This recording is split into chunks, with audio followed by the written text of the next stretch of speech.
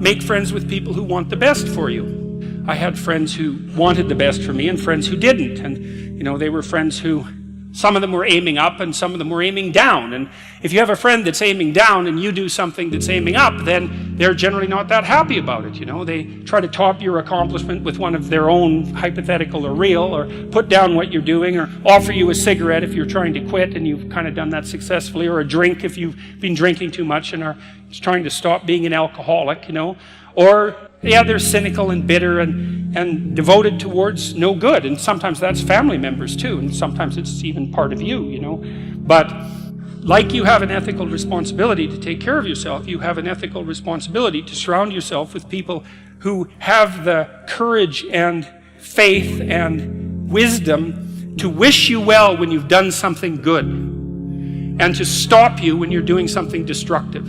And if your friends aren't like that, then they're not your friends. And maintaining your friendships with them might not even be in their interest. Be careful about whom you share good news with. And another was, be careful about whom you share bad news with. A friend is someone you can share good news with, You go to them and you say, hey, look, this good thing happened to me. And they say, look, I'm so happy that happened to you. Like, way to be. And they don't think, God damn it, why didn't that happen to me? And you didn't deserve it. Here's a bunch of reasons you're stupid and why it won't work. It's like, that's not helpful.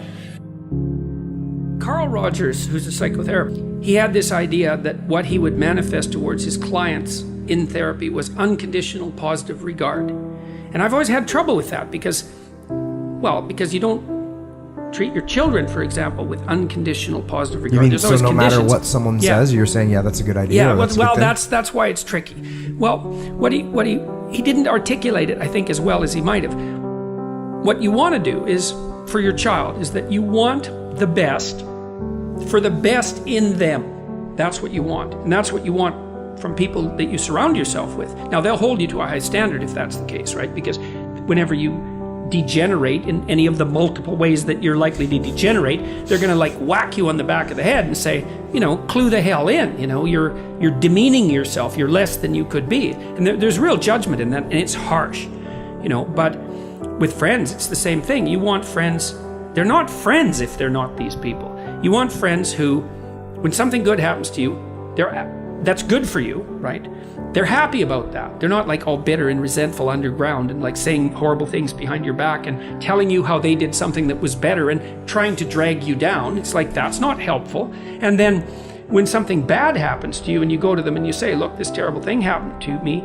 First of all, they don't try to top it with some horrible thing that happened to them because they don't have the patience to listen. And second, they're not secretly gloating about the fact that catastrophe finally befell you. It's they're actually hurt by it. And that chapter is an injunction. It's take a look at the people that are around you. And if they're not on the side of what's good for you, then walk away. Because, well, first of all, that's best for them too. If you put up with that, all you're doing is enabling it. It's well, it's okay that you mistreat me in a way that's harmful to me and everyone else. It's actually, no, that is not okay. It's not the least bit okay. That doesn't mean you shouldn't try to help someone when they're down. That's a whole different issue. What if it's your family? So you know how you say walk away, right? Do you still walk away from your family? You do if it's necessary. Yeah. There's lots of different ways of walking away. Sometimes someone's on an incorrigible path. There's just nothing you can do. Maybe they're aiming down and they're bitter and everything they do is to produce misery, virtually everything. And you have to detach yourself from that. It's I always think about it from the perspective of a lifeguard. So if you're training to be a lifeguard, one of the things that you're trained to do is to approach someone who's drowning and panicking. And the way you approach them is you put your foot out between you and them and you push forward with your hands with your foot out. And you basically tell them if they're flailing about, you say, look, I'm here to help, but you have to calm down. And then if they cling to you, in panic, you push them away. You think, well, that's pretty damn cruel because what if they drown? It's yeah, what if you both drown? That's not helpful. You're there to rescue them. They take you down. You're both dead. It's fail, right? It's well, it's the same with someone in your family. It's if they're on a downward path and you've done your best, you've made your efforts, and they're not paying attention. They're not changing. They say, yeah, well, I'll quit doing this. Yeah, I'll quit doing this. They tell you the same story over and over and over. It's a downhill path. You don't trust it. At some point, first of all, you stop offering your words, if you're offering words of wisdom to someone in the genuine attempt to help and they treat that with contempt, then shut up, because you're demeaning your words by throwing them away. You think, well, how do you help someone who's aiming down? Well, sometimes you help them by walking away and saying, look, you're aiming down so hard, despite the fact you're my brother, man. It's like, this is killing me. You're aiming down so hard, I'm not coming along with you. And the reason I'm not is to tell you in no uncertain terms that what you're doing is so terrible that I will even violate our kinship to oppose it. And maybe it'll take them 10 years to wake up to that, And so that can be the case because, people often have to be hit so many times before they'll learn. You see that especially if someone's addicted or otherwise pursuing a pathway that's like seriously downhill.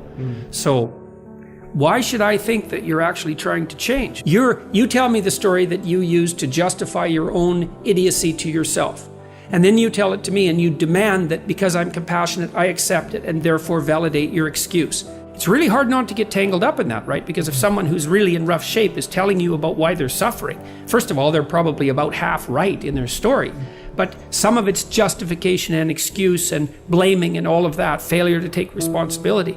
It's really hard to stand up and say, no, I don't buy that. No, you're wrong about that. You have to be a brutal bastard in order to do that. But hey, sometimes like surgery is brutal, right? It's brutal. And so this chapter about only making friends with people who want the best for you, that's a brutal chapter, but it's right, unfortunately. Here's how you know if someone's your friend. You can tell them bad news and they'll listen. They won't tell you why, you're stupid and why that bad thing happened to you and how something worse happened to them once and, derail the whole conversation. You can actually tell them bad news and they'll listen. So that's a good thing. And then this is a weirder thing. You can tell them good news and they'll help you celebrate. And that's a really good way of deciding who you should have around you. Because if you have someone around you, something good happens to you and you're kind of afraid to even admit it because, God, something good happened to you. You let that be known and it'll certainly be taken away. So, you come out and you sort of tell someone half-heartedly that something good happened to you and they give you a whack and then talk about, the great thing that happened to them 3 years ago, or worse, the great thing that happened to someone that they knew 3 years ago. It's like, go away from that person. They're not helpful to you. You are obligated not to associate with people who are trying to damage the structure of being. Your being, the family being, social being, all of that. It's like, no, wrong, move away. And you think, well, that's cruel. It's like, it's not cruel. You're sending a message. This sort of behavior is not to be tolerated. Plus, if you make a success out of yourself, let's say that you develop your character, well, then you're a example. And at some point, maybe that's what that person is going to need, is an example. Maybe they'll hit bottom and think, oh my God, I'm not on the right path. It's like, there's an example I could follow. So, and you can't justify it by compassion. And the other thing, people don't exactly understand that it's okay morally to choose people that are trying to help you be better and to shy away from people who are going to drag you down. So you're not morally obliged to go down with someone else's ship. Now you think that's pretty harsh, pretty rude. You can't abandon a friend in need. That's not what I'm saying. I'm saying that it is appropriate for you to look at your social surround and to make decisions. If you have a person who's hurting you and who won't quit and who's pulling you down, it's like, that is not necessary. You are not obligated to do that. You go with people that are trying to elevate you. You got to surround yourself with people who want the best for the best part of you. You can hang around with weasels and losers that are trying to pull you down to justify the fact that they're spiraling downhill as well. And the upside of that is you don't have to have any responsibility and you can all whine about how wretched life is, so that's pretty attractive. But I would say it's also a bad medium to long-term plan. And so it's acceptable and desirable to try to surround yourself with people who are facilitating your development.